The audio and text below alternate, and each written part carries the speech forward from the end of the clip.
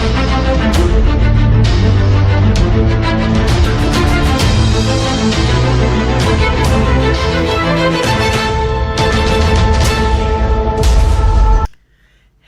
and welcome to another edition of Monday Motivation with Bukola. It's a show about inspiration, women empowerment, beauty, business, money, culture, entertainment, and advocacy. And today I bring you advocacy. Oh. I bring you advocacy work. I'm actually coming to you today all the way from San Diego, California. I've been here for the past 3 days learning at the 24th International Summit on Violence, Abuse, and Trauma Across the Lifespan. This event was an event where I had to come to learn about different organizations, different work that individuals and organizations are doing when it comes to trauma, all different kinds of trauma and abuse across the entire lifespan. So trauma as a child, trauma as an adult, or violence.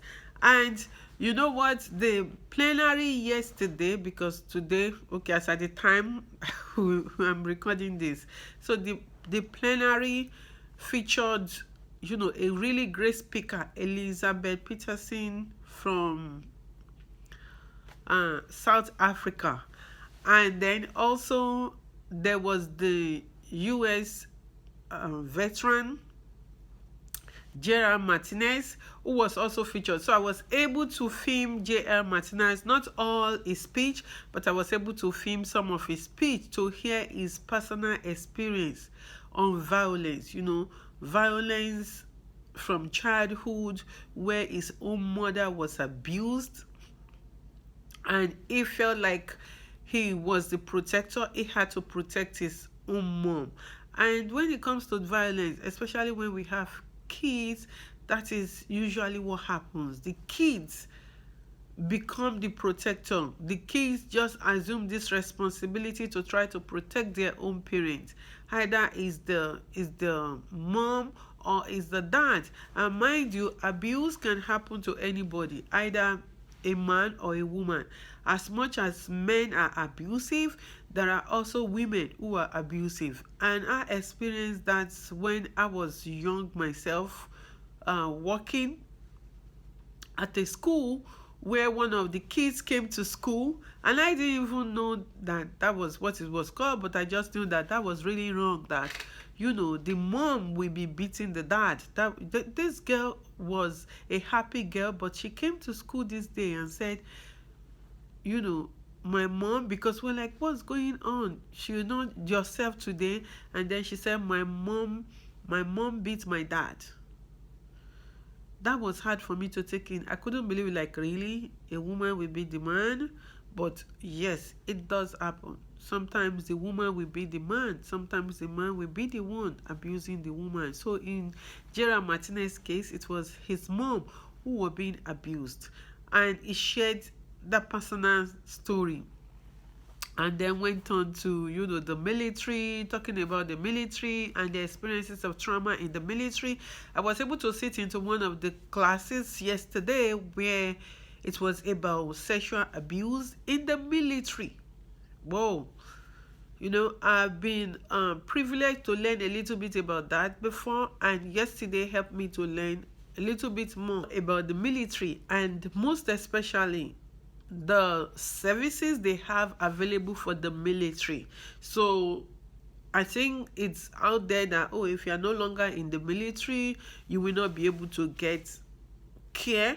But what I learned is that even if you are no longer in the military, but if you have trauma as a result of sexual assault that was reported in the military, they will still take care of you. You know, you can still get services because you experienced that during the military. So it was a great time of learning. Different speakers, some on trafficking, some on, but I would like to say that with the trafficking, there is a great need to treat labor trafficking as equal as sex trafficking. Unfortunately, the first speaker I heard, the first class I went to, I was a little disappointed because they were talking more about sex trafficking, and even when I asked questions about labor trafficking, they kept pushing it like, oh, we don't serve that population, we don't see that, we don't serve foreign born. Like, come on now, people. Labor trafficking happens to U.S. citizens. Labor trafficking happens to U.S. youths. So don't discount it as a crime that only happens among the foreign born. It happens among the US citizens. And this is a call to everybody, government, individuals, non-profit organizations. Please, let's together start talking more about labor trafficking and start creating ways to identify labor trafficking among everybody, either it's US citizen or it's foreign born, because it's sad to find out that people are discounting labor trafficking as if, oh, it's not our issue, it doesn't concern our community. Yes, it does. It does concern every community in the United States. So I'm calling on you all to start paying attention. State governments, federal government, individuals, non-profit organizations. I want you to start paying attention to labor trafficking as much as you are doing so for sex trafficking. Labor trafficking is not a foreign-born issue only, but an issue that affects both foreign-born and U.S. citizens. So I would like you to listen to J.R. Martinez, and then we'll go from there. Enjoy.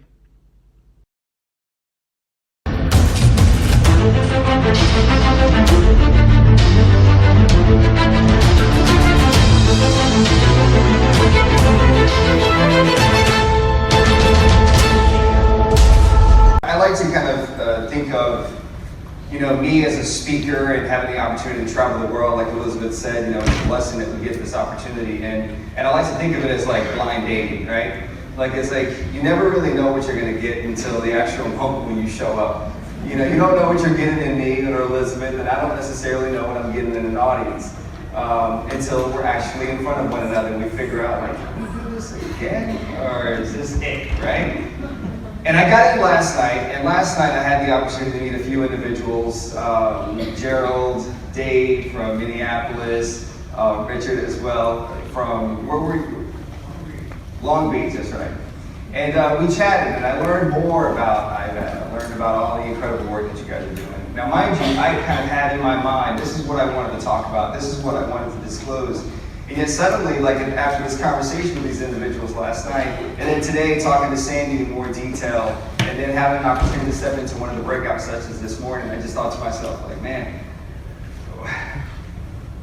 what I had, I don't know what to say anymore. Everything I thought that I was going to talk about, to some degree, has now been kind of essentially eliminated. See, a lot of people have, when they hear about my story, when they hear the bio, when they see a video, when they learn about my life, they have a tendency to pay attention to where I am today. They have a tendency to pay attention to ultimately what people may consider the destination. This is not the destination. This is ultimately where I'm intended to be at this very moment. But this in my lifespan is not necessarily my destination. I am still on this journey.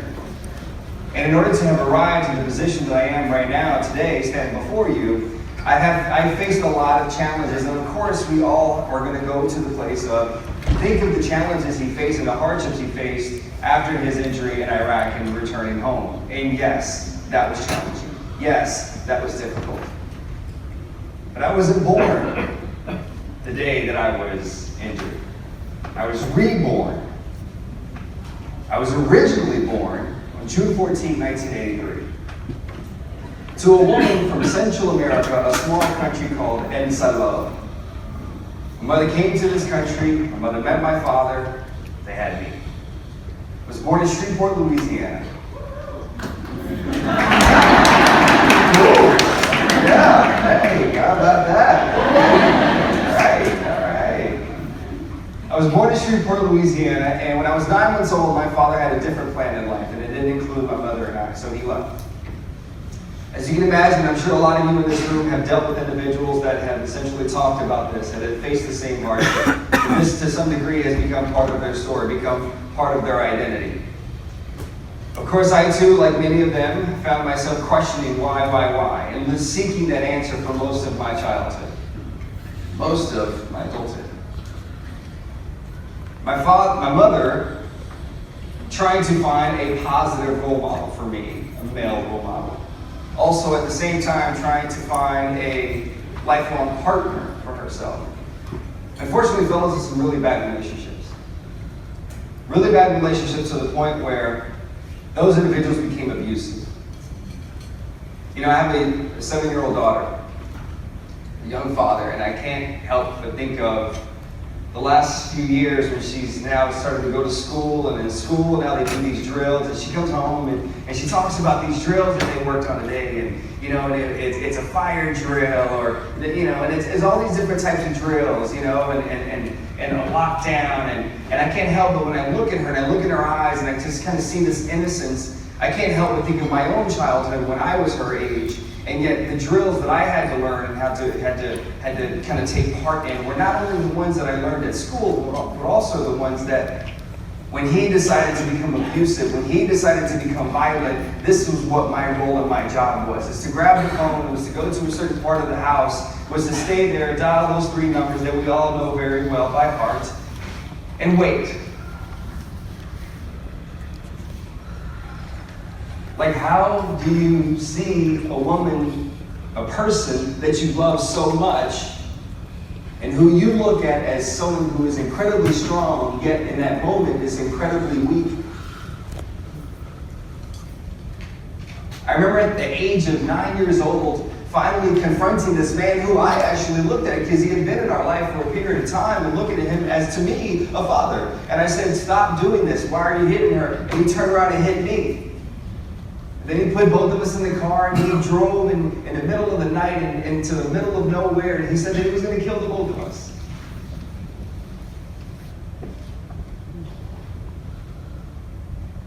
Becoming frustrated as a young boy at my mother. Because there were plenty of moments and times where we sent him away for periods of time, but yet suddenly when he was invited back into the home, as if he was the victim. At least that's how I look at it.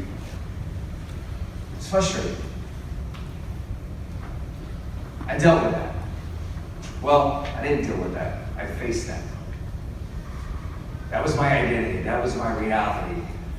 From the outside looking in, you would look at my situation, you would look at our circumstance, and my mother, who we were at the time, I didn't know it. I realized that as I became an adult, but at that time, I didn't necessarily identify and understand that we were poor, that's essentially where we ranked in the system within the United States of America. But yet I had this incredible opportunity as a young boy to go to Central America 5 times before I graduated from high school. My first time, I was 6.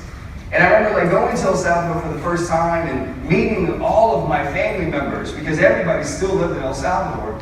And they didn't have lights, and they didn't have running water, and they didn't have restrooms. They didn't have the basic necessities. They didn't have the rights to go to school and get an education. And suddenly having this different perspective of, wait, to them, I'm incredibly rich because of the fact that I have this incredible opportunity of being born in this country. But yet to everybody else in this particular country, I'm not. And to everybody else in this particular country, I'm going to fall into systematically what we all have known to believe that this is what is going to happen with this young boy. Because this is what he's exposed to every single day for the first few years of his life. So where else is he going to go? What else is going to happen? He's a part of that cycle. And it's unfortunate because you start to believe that to yourself. You start to tell yourself, this is what my reality is going to be. This is what it's going to include. There was something incredibly remarkable my mother did. My mother had this incredible ability to kind of light up a room with a smile. Said at 4'11". Well, she says she told me she was 4'11" for so many years. And then a few years ago, we were somewhere and we were debating about how tall she was, and she tried to say she was 5 feet, and I said, I've known you for a very long time, and I've never known you to be 5 feet tall. She's like, I don't think that's accurate. And she says, I am. And I said, you're not. And she says, look at my license. I was like, that means nothing. That means absolutely nothing. That might very well be suspended. I have no idea. Fate? I don't know. So where we were, there happened to be a scale to where I can actually, like I said, bam, we can settle this right now. And she stepped up there, and she was 4'10". So you just take what you got. Take that 4'11" and just run with that. And she could light up a room with a smile, with a small frame, with a big laughter. My mother was also an individual that unfortunately faced a lot of trauma in her childhood. Being born and raised in Central America in Salvador, at a young age, she was put to work. At a young age, she was abused. At a young age, she was given away by her parents. Nobody wanted her. My mother finally was able to rekindle a relationship and find her father, just to unfortunately witness him being murdered. So now, my mother is now in this vicious cycle of where now she has a child, a young boy, and she's caught up in this cycle. My mother never dealt with it. One, because of, in El Salvador, there's no resources for this. They didn't understand necessarily what this is. And two, culturally, it's something that you never necessarily say, this is what's wrong. Instead, you just kind of lace them all up and you keep going. This is an element of my life I really don't talk about. I haven't talked about it. And the reason why is because I was raised to essentially protect my mother. That's what I did. And it's hard. But I'm going to tell you that I was inspired by 3 of those individuals I was speaking to last night. And this is not an attempt to ultimately shame my mother. This is not an attempt to put her in this negative light. Because this is the statue. This is the role model. This is the thing that I idolize. But I remember as a young boy, like we moved to Hope, Arkansas when I was 9 years old. Notice nobody went, woo, for Hope, Arkansas.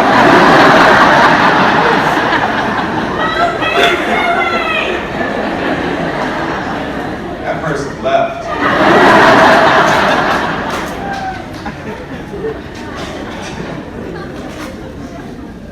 I get to Hope, Arkansas at 9 years old, and new school, new environment, new kids, and just kind of having to find a way for me to kind of fit into this new space. And of course, I'm picked on because I'm new. I'm picked on because, you know, I have a little bit of a different accent. I'm picked on because they find out that my middle name is Renee, and they would say, that's a girl's name. And I was like, no, it's not. In Central America, it's a boy's name.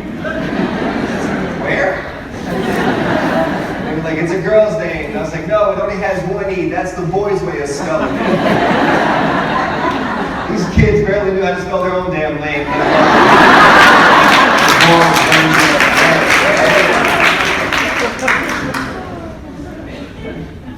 I got into a lot of fights because I felt that was the way I had to ultimately kind of prove that I belonged, and prove that this is who I was. I had to stand my ground. That's what I did. I used physical force. I was angry. I was upset. Unfortunately, I got myself into trouble, so I didn't necessarily win. And then what happened, my mother not truly understanding, my mother would take this out on me, would discipline me in a way that many of you in this room would say, that is not appropriate. You don't tie up a young boy and beat him. You don't. But that's all she knew. That's all she was taught. So what other tools or resources did she have? I've never shared that. Now again, here I am. I'm part of this vicious cycle. Caught up in this whirlwind, and there's no way I feel like I can actually get out. When I was 17 years old, and here's the irony of that. I would go to school, and I played sports, and go to PE or gym or practice, and I would have in my back like these marks, and I would purposely find a way to go off into a corner of the locker room and change so nobody can see this, so that nobody would take that one person that I had in my life. Because that's what I felt. I had one person in my life, and I couldn't lose that one person. And I understood that this became public, I would lose that person. Because let me tell you something, as a young boy, I felt that I had nobody else outside of my mother. To the point when I was 16 years old, my mom walked into my room one day and she saw me crying and she's like, "What's wrong?" And I just said, "I feel like nobody cares. I feel like I don't have anybody else. I feel like if something were to happen to me, if I were to get into a car accident, I'm curious, who would show up?" Those are concerning thoughts. Many of the professionals in this room would say, "Look, we need to address that." 17 years old, I felt I was old enough that I could make a decision for not only myself, but for our family, just the two of us. And we needed to leave Hope, Arkansas, because I understood that this box, this bubble, this environment was not healthy for me. There was a lot of drugs, there was a lot of gangs, there was a lot of violence, and I understood that if I remained in that location, I would become that location. And so I kind of orchestrated a plan for us to move to Dalton, Georgia, a small town. See, again, nobody. I don't even know what, I think you're doing it out of respect, because I met you earlier when he said you're from New York, so I don't know what the hell you're talking about. She's like, "Poor guy, he's lived in places nobody knows. New Yorkers, everybody's from New York, and so I'm gonna just give him some love." And I'm like, "Ooh, I might have one ear, but I keep hearing everything." But I tell my wife I can't. Sometimes it works, sometimes it doesn't. With kids it works though, with kids. Moved to Dalton, Georgia, needless to say, there was a community there. There was an environment that embraced me, that I felt suddenly there were people that I could identify with. I'd go off to the military. Yeah, thank you for that. I gotta say something real quick, actually, because I noticed earlier when we were talking about, Sandy was kind of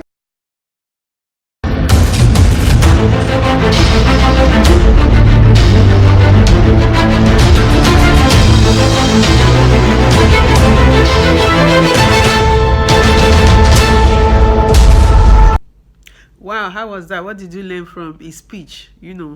I learned a lot. It was really good to be able to hear him share that, and even to be vulnerable in the crowd, talking about that wasn't something that he normally shares. So for him to be able to share that with a crowd of like 200 or so or more in the room, wow. So I'm impressed. I'm glad that he shared to empower us all. And I do hope that you guys learn one or two things from this. And please, trauma is real, abuse is real, and we all need to work together to provide services. We all need to work together to provide support to people in our community. So until next time on another Monday Motivation with Bukola, I'm your fabulous host as always, Bukola Oriola. Bye bye.